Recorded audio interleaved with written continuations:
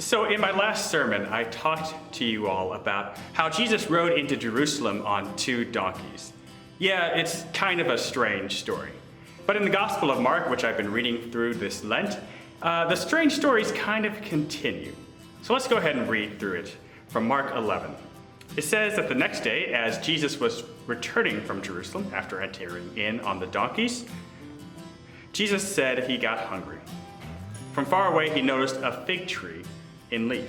So he went to see if he could find anything to eat on it. When he came to it, he found nothing except leaves, since it wasn't the season for figs yet. So he said to it, "No one shall ever eat fruit from you again." His disciples heard this. Then the next day, as Jesus and his disciples were again heading back into Jerusalem, they saw the fig tree withered from the root up. Peter remembered and said, "Jesus, Rabbi, look, how the fig tree you cursed has withered up and died." Jesus responded to them, "Have faith in God. I assure you that whoever says to this mountain, 'Be lifted up and thrown into the sea,' and doesn't waver, but believes that what is said will happen, will really happen.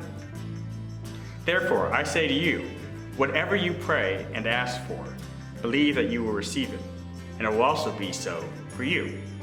And whenever you stand up to pray, if you have something against anyone, forgive, so that your Father in heaven may forgive your wrongdoings."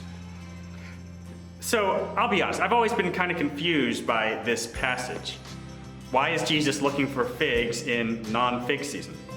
Why does Jesus curse the fig tree? Does he just curse it because he's a little hangry on this day? And I don't think I'm the only one who's confused by this passage. When the disciples notice the cursed fig tree the next day as they're going back in Jerusalem, Peter's probably thinking, yeah, now we've been here, now we can finally ask what was the deal with that fig tree the other day. But when they ask Jesus about it, of course, he doesn't give them a good, nice, easy answer about why he cursed the seasonally appropriate fig tree. Instead, he goes on about mountains, and forgiveness, and prayer, kind of ignoring the question that they asked him. In times like this, in times when there's crisis going on all around us, we yearn for answers. We want to know why I'm cooped up with my family for the fourth week in a row. We want to know why we're unable to celebrate graduation or spring break or even the Derby the way that we are used to. People offer easy answers, like the idea that this is God's judgment on us for some reason.